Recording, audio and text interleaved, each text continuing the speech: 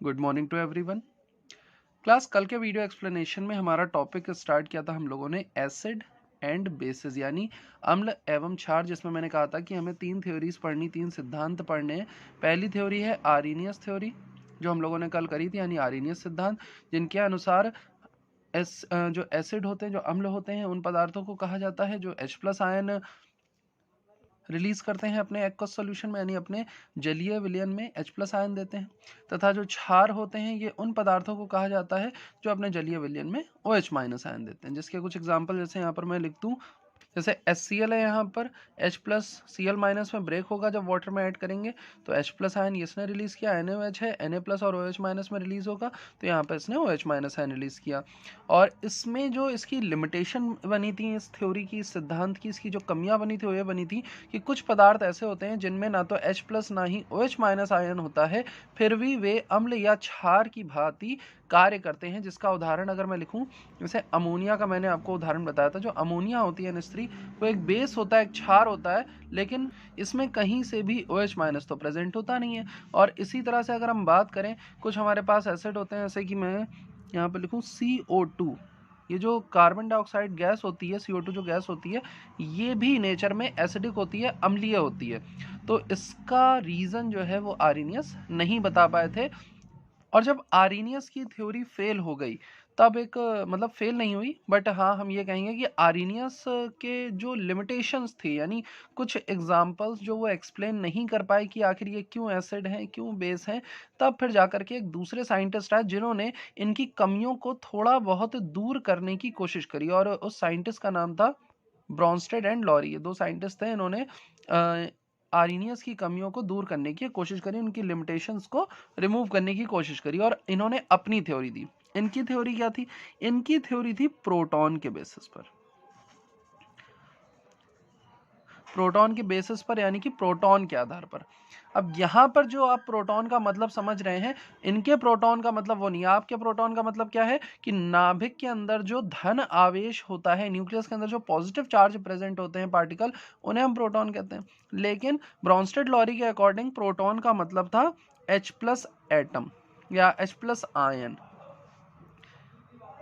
ये प्रोटॉन किस तरह से होता है? देखिए, हाइड्रोजन का एटॉमिक नंबर 1 होता है, मास नंबर भी 1 होता है। अगर हम प्रोटियम की बात करें तो उस कंडीशन में इसके पास एक प्रोटॉन होता है और एक ही इलेक्ट्रॉन होता है, और न्यूट्रॉन एक भी नहीं होता है। इसका जब आप स्ट्रक्चर बनाते हैं तो न्यूक्लियस के अंदर यहाँ पर इस तरह से एक प्रोटॉन पाया जाता है और आउटर मोस्ट शेल में एक इलेक्ट्रॉन प्रेजेंट होता है। यह हाइड्रोजन का स्ट्रक्चर होता है।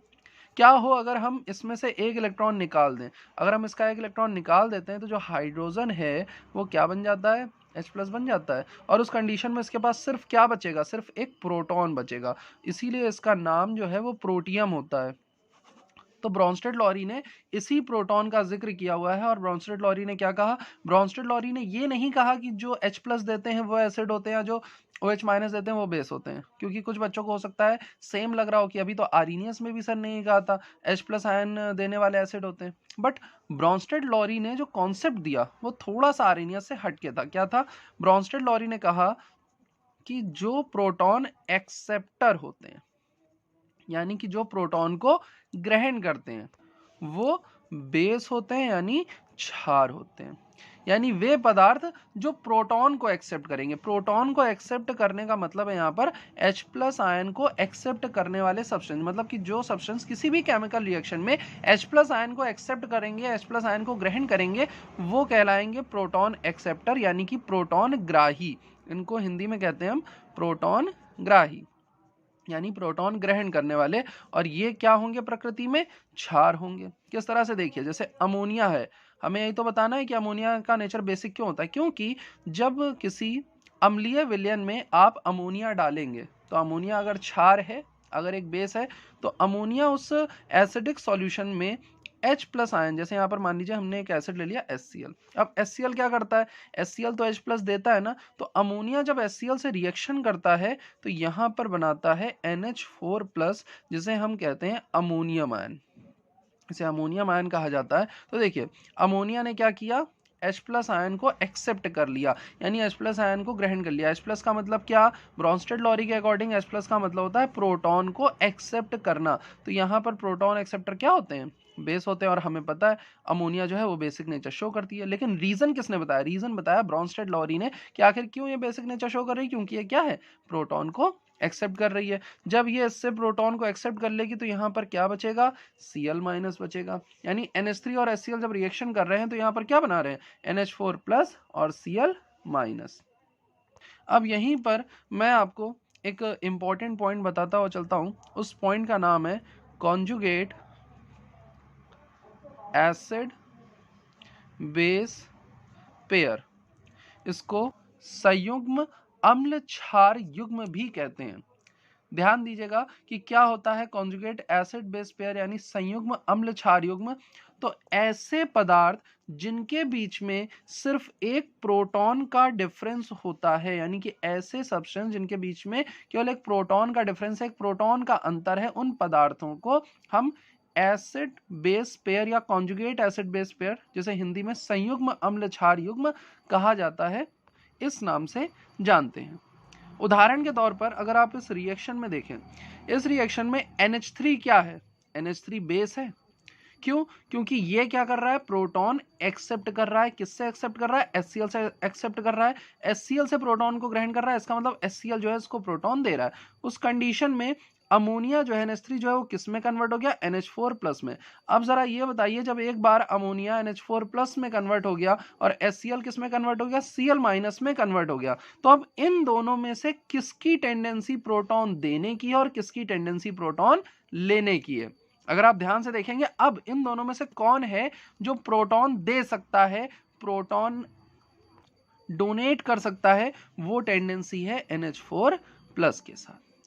तो अभी हमने बताया था कि जो प्रोटॉन ग्राही होते हैं वो क्षार होते हैं, यानी प्रोटॉन एक्सेप्टर जो होते हैं वो बेस होते हैं, और जो प्रोटॉन डोनर होते हैं, डोनर का मतलब दाता, प्रोटॉन दाता जो होते हैं वो क्या होते हैं, एसिड, यानी वो अम्ल की तरह व्यवहार प्रदर्शित करते हैं। तो यहाँ पर अम्ल कौन था, HCl था, क्योंकि वो क्या कर रहा था, प्रोटॉन दान दे रहा था। अब बताओ इन दोनों में से कौन प्रोटॉन एक्सेप्टर होगा, कौन प्रोटॉन डोनर होगा। तो यहाँ पर अगर आप ध्यान से देखें तो Cl माइनस की अब क्षमता क्या है, प्रोटॉन ग्रहण करने की, यानी ये प्रोटॉन ग्राही हो जाएगा, प्रोटॉन एक्सेप्टर हो जाएगा। तो ये यहाँ किसकी तरह काम करेगा, बेस की तरह।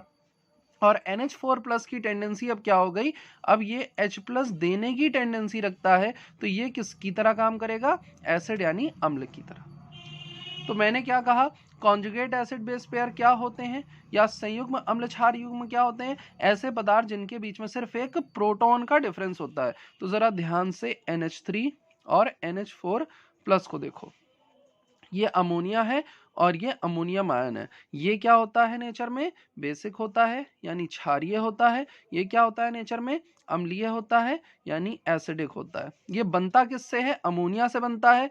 कब बनता है, जब अमोनिया क्या कर लेता है, एक H प्लस यानी एक प्रोटॉन को एक्सेप्ट कर लेता है, और NH4 प्लस से वापस अमोनिया कब बन जाएगा, जब ये क्या कर देगा, H प्लस आयन को रिलीज कर देगा।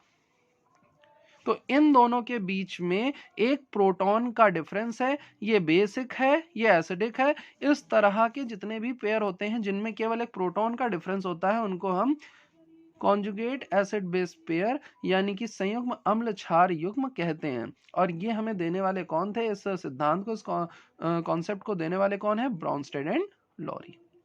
एग्जाम में आपसे इस तरह से क्वेश्चन पूछा जा सकता है कि बताइए अमोनिया का कॉन्जुगेट एसिड क्या होगा, या अमोनिया जो है वो कैसा है नेचर में, आप कहोगे बेसिक। अच्छा ठीक है, अगर ये बेसिक है तो इसका कॉन्जुगेट एसिड लिखो।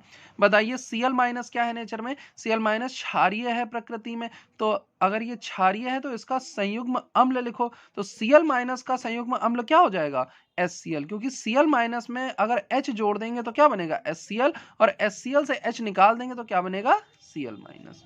तो ये था हमारा कॉन्सेप्ट ब्रॉन्स्टेड एंड लॉरी का, एंड इसके बाद एसिड बेस कॉन्जुगेट पेयर। इसके बाद इनकी लिमिटेशन यानी इनकी सीमाओं की बात करें तो इनकी भी सीमा यही बनी कि जो AlCl3 है, ये एल्यूमिनियम ट्राइक्लोराइड है। इसी तरह से अगर हम BF3 के बारे में लिखें, BF3 बोरॉन ट्राइफ्लोराइड, इन दोनों के पास ना तो प्रोटॉन एक्सेप्ट करने की टेंडेंसी है, ना ही प्रोटॉन डोनेट करने की टेंडेंसी है। बट जो AlCl3 है वो नेचर में एसिडिक होता है, यानी अम्ल की तरह व्यवहार करता है। तो इसका रीजन जब ब्रॉन्स्टेड लॉरी से पूछा गया बताइए भाई, तो वो इसका रीजन नहीं बता पाए।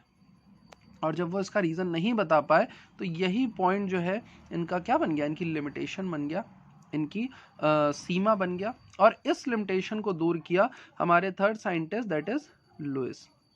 जो आप केमिकल बॉन्डिंग में लुइस डॉट स्ट्रक्चर पढ़ते हैं, वही लुइस हैं।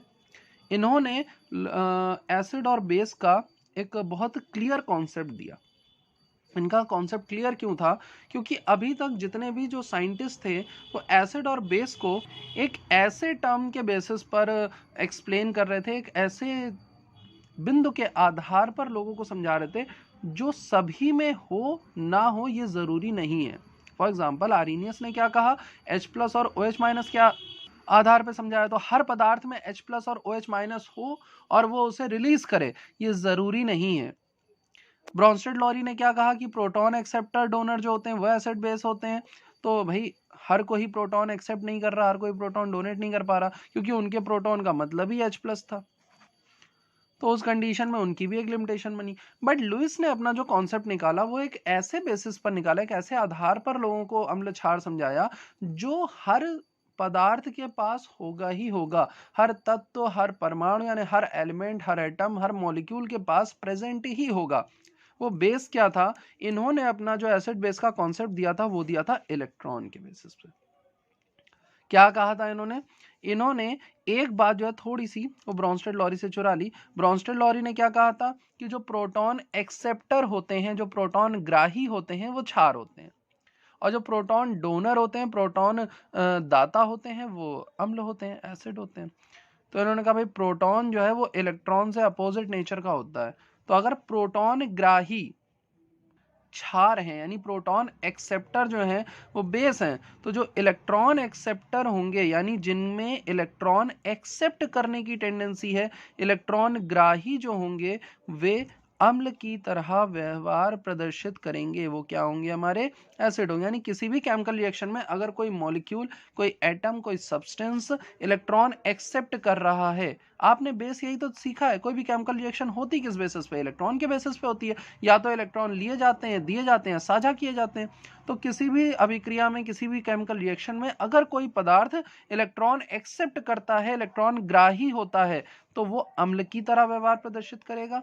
और अगर कोई सब्सटेंस इलेक्ट्रॉन डोनेट करने की टेंडेंसी रखता है, यानी इलेक्ट्रॉन दान देने की क्षमता रखता है, इलेक्ट्रॉन दाता होता है, तो वो बेस की तरह व्यवहार प्रदर्शित करेगा। वो क्या होगा? क्षार होगा। अब इस बात को प्रूव कैसे किया इन्होंने? तो देखिए NH3, यहाँ पर अमोनिया के स्ट्रक्चर की अगर हम बात करें, बहुत जगह पर आपने अमोनिया के साथ नाइट्रोजन के ऊपर इस तरह से दो डॉट देखे होंगे। जो दो डॉट होते हैं एक्चुअली में इलेक्ट्रॉन का पेयर होते हैं। ये स्ट्रक्चर कैसे बनता है देखिए, और अमोनिया किस तरह से बेस की तरह बिहेव करता है, ये कॉन्सेप्ट इन्होंने किस तरह समझाया यहाँ पर। नाइट्रोजन का एटॉमिक नंबर 7 2,5 इसका इलेक्ट्रॉनिक कन्फिग्रेशन होगा। इसके पास आउटर मोशन में 5 इलेक्ट्रॉन है। अपना अष्टक पूर्ण करने के लिए, अपना ऑक्टेट कंप्लीट करने के लिए इसको 3 इलेक्ट्रॉन की जरूरत है, और वो 3 इलेक्ट्रॉन यहाँ वो हाइड्रोजन के साथ साझा करके पूरे करता है। कैसे? हर हाइड्रोजन के पास एक एक इलेक्ट्रॉन प्रेजेंट होता है। तो यहाँ पर हाइड्रोजन ने नाइट्रोजन से एक एक इलेक्ट्रॉन शेयर किया, और नाइट्रोजन ने हाइड्रोजन से एक एक इलेक्ट्रॉन शेयर करके पूरे 3 इलेक्ट्रॉन शेयर किए, और कुछ इस तरह का स्ट्रक्चर बनाया। तो इसको केवल 3 इलेक्ट्रॉन की जरूरत थी, तो इसने अपने 5 में से कितने इलेक्ट्रॉन शेयर किए? 3 इलेक्ट्रॉन शेयर कर लिए। अपने 3 इलेक्ट्रॉन शेयर करने के बाद भी इसके पास एक इलेक्ट्रॉन पेयर, एक इलेक्ट्रॉन युग्म जो है वो खाली बच गया, जिसने किसी के साथ भी साझा नहीं किया। तो जो अमोनिया है उसके पास अब ये क्षमता है, क्योंकि अमोनिया में हाइड्रोजन का ऑक्टेट क्या हो चुका है? कंप्लीट। नाइट्रोजन का ऑक्टेट क्या हो चुका है? कंप्लीट। और नाइट्रोजन के पास एक लोन पेयर ऑफ इलेक्ट्रॉन बच गया। तो अब नाइट्रोजन जो है वो किसी दूसरे पदार्थ, किसी ऐसे सब्सटेंस जिसको इलेक्ट्रॉनों की बहुत ज्यादा जरूरत है, उसे अपने इलेक्ट्रॉन का पेयर यूज करने के लिए, उपयोग करने के लिए दे सकता है। और जब कोई परमाणु अपने इलेक्ट्रॉन पेयर किसी को डोनेट करता है, दान देता है उपयोग करने के लिए, तो वो वहां पर एक विशेष प्रकार का बंध बनाता है जिसे हम कोऑर्डिनेट बॉन्ड कहते हैं, जिसे हम उप सहसंयोजी बंध कहते हैं। और ये उपसंयोजी बंध जो है ये एरो के रूप में दर्शाया जाता है। तो यहाँ पर नाइट्रोजन क्या कर सकता है, नाइट्रोजन के पास टेंडेंसी है वो अपने एक इलेक्ट्रॉन पेयर को किसी को यूज करने के लिए दे सकता है। और इसी बिहाफ पर ये जो यहाँ पर लुईस का कॉन्सेप्ट है वो क्या कहता है कि इलेक्ट्रॉन डोनर जो होते हैं वो क्षार होते हैं, यानी कि इलेक्ट्रॉन दाता जो होते हैं वो क्षार माने बेस होते हैं। तो ये इन्होंने अमोनिया को समझाया। अब चलो देखते हैं कि भाई BF3 और AlCl3 को इन्होंने कैसे समझाया। जरा BF3 का मॉलिक्यूल बनाओ अमोनिया की तरह। बोरॉन, बोरॉन का एटॉमिक नंबर 5, इसका इलेक्ट्रॉनिक कन्फिग्रेशन 2,3। आउटर मोशल में कितने इलेक्ट्रॉन है, 3 इलेक्ट्रॉन है। तो BF3 का मॉलिक्यूल कैसे बनेगा, BF3 का मॉलिक्यूल दिख रहा है, साफ दिख रहा है कि इसके पास आउटर मोशल में 3 इलेक्ट्रॉन है। तो बोरॉन अपने 3 इलेक्ट्रॉन जो है वो फ्लोरीन के 3 एटम्स के साथ क्या कर लेता है, शेयर कर लेता है। अच्छा, फ्लोरीन के पास आउटर मोशल में कितने इलेक्ट्रॉन होते हैं, फ्लोरीन के आउटर मोशल में यहाँ पर एटॉमिक नंबर 9 2,7 7 इलेक्ट्रॉन होते हैं। 2 2 4 2 6 2 2 4 2 6 2 2 4 2 6, इस तरह से 7 इलेक्ट्रॉन तीनों फ्लोरीन के पास हैं।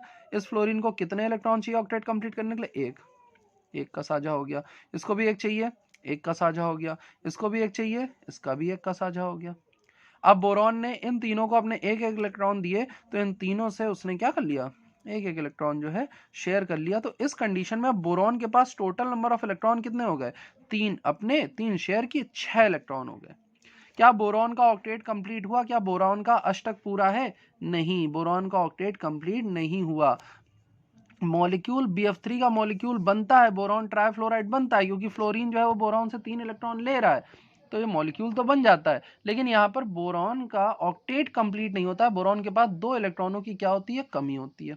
अभी जब कमी होती है तो स्टेबिलिटी उतनी नहीं हो पाती है। तो बोरॉन के पास क्षमता है इलेक्ट्रॉन के युग्म को ग्रहण करने की, यानी इलेक्ट्रॉन एक्सेप्ट करने की। तो यहाँ पर जब BF3 NH3 के कांटेक्ट में आया, BF3 क्या आया, मान लीजिए ये यहाँ पर मैं BF3 लिख दूं, तो जब BF3 NH3 के कांटेक्ट में आया तो BF3 में बोरॉन ने देखा क्या कि नाइट्रोजन के पास एक इलेक्ट्रॉन पेयर जो है बचा हुआ है, तो तुरंत बोरॉन ने इससे इसका एक इलेक्ट्रॉन पेयर क्या कर लिया, ले लिया।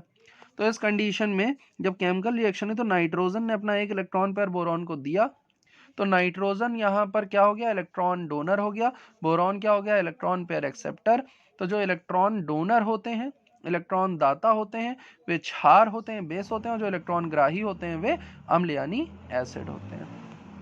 तो इसके आधार पर जितने भी ऐसे पदार्थ होंगे, चाहे वो एटम हो, मॉलिक्यूल हो या आयंस हो, जिनके पास इलेक्ट्रॉन पेयर होता है डोनेट करने के लिए, वो इलेक्ट्रॉन पेयर डोनर होते हैं और जो हमारे बेस यानी क्षार की तरह व्यवहार प्रदर्शित करते हैं। उसी के ठीक विपरीत ऐसे मॉलिक्यूल, ऐसे अणु, ऐसे परमाणु या ऐसे आयन जिनकी क्षमता इलेक्ट्रॉन के युग्म को ग्रहण करने की होती है, यानी इलेक्ट्रॉन एक्सेप्ट करने की होती है, वे अम्ल की तरह व्यवहार प्रदर्शित करते हैं। तो एक तरह से आप कह सकते हो, आपने आयंस में 2 आयन पढ़े हैं, एक कैटायन होता है, एक एनायन होता है, यानी कि एक धन आयन होता है और एक आपका होता है ऋण आयन। ऋण आयन क्या होता है, जिस पर नेगेटिव चार्ज होता है। ये नेगेटिव चार्ज कहाँ से आता है, कैटायन क्या होगा, अगर कैटायन ए पॉजिटिव है तो ऋण आयन बी निगेटिव होगा, बी के ऊपर माइनस का चार्ज होगा, क्योंकि इसके पास एक इलेक्ट्रॉन ज्यादा होगा, तभी तो ये नेगेटिव चार्ज आया। और ए के पास इलेक्ट्रॉन कम है, इसलिए इसके पास पॉजिटिव चार्ज आया। तो अब आप बताइए, लुईस कॉन्सेप्ट के अकॉर्डिंग कैटायन और एनायन जो होंगे, इनमें कौन एसिड होगा, कौन बेस होगा। आई थिंक आप समझ गए होंगे, क्योंकि ये इलेक्ट्रॉन पेयर डोनर है तो ये बेस की तरह बिहेव करेगा और ये एसिड की तरह। इसीलिए जो कैटायंस होते हैं, जो धन आयन होते हैं, वो लुईस एसिड होते हैं, और जो एनायन होते हैं वो लुईस बेस होते हैं। कुछ मॉलिक्यूल जो हैं वो एम्फोटेरिक होते हैं नेचर में, क्योंकि उनका जो नेचर होता है वो इलेक्ट्रॉन पेयर एक्सेप्ट और डोनेट करने का दोनों का होता है। कुछ के पास ये टेंडेंसी होती है कि वो इलेक्ट्रॉन पेयर एक्सेप्ट भी कर सकते हैं और इलेक्ट्रॉन पेयर डोनेट भी कर सकते हैं। जैसे फॉर सपोज अगर मैं लिख दूं AlOH का होल ट्वाइस और इसके ऊपर 2 पॉजिटिव, तो यहाँ पर एल्यूमिनियम या हाइड्रोक्साइड यहाँ पर बना हुआ है AlOH लिखा हुआ है सिर्फ, और ये 2 पॉजिटिव। तो अगर आप देखें यहाँ पर ये जो OH है, पूरा फॉर्मूला क्या होता था, AlOH का होल थ्राइस होता था। अब यहाँ से अगर 2 OH माइनस निकल जाएं, जब यहाँ से 2 OH माइनस निकल जाएंगे तो इसके ऊपर क्या आ जाएगा, 2 पॉजिटिव चार्ज आ जाएगा और OH सिर्फ कितना बचेगा, 1 बचेगा। तो अब इस मॉलिक्यूल के अंदर दोनों टेंडेंसी है, ये क्या कर सकता है, ये अपना OH माइनस दे भी सकता है। अगर ये अपना OH माइनस देगा तो क्या है, ये बेस यानी क्षार की तरह व्यवहार करेगा, और क्योंकि इसके पास प्लस चार्ज है तो ये किसी से इलेक्ट्रॉन ले भी सकता है। तो जब ये इलेक्ट्रॉन ले सकता है तो किसकी तरह बिहेव करेगा, एसिड की तरह। तो एक ऐसा मॉलिक्यूल जो एसिड और बेस दोनों की तरह बिहेव करे, अम्ल व क्षार दोनों की तरह व्यवहार करे, उसे हम एम्फोटेरिक यानी उभयधर्मी पदार्थ कहते हैं। तो ये था हमारा दूसरा concept, Lewis acid base concept, यानी कि लुईस का अम्ल एवं क्षार का सिद्धांत। आज के लिए एक्सप्लेनेशन को यहीं तक रखते हैं। कल हम लोग पढ़ेंगे कि जो हमारे एसिड और बेस होते हैं इनकी स्ट्रेंथ को कैसे मेजर करते हैं, यानी कि कोई भी जो एसिड है या जो बेस है वो कैसे हमें पता लगे कि ये एसिड है या बेस है, या कितना एसिडिक है और कितना बेसिक है। यानी कोई भी पदार्थ अम्ल है क्षार है कैसे पता लगाएं, और साथ ही कितना अम्लीय और कितना क्षारीय है ये कैसे पता लगाएं, ये हम नेक्स्ट एक्सप्लेनेशन में समझेंगे।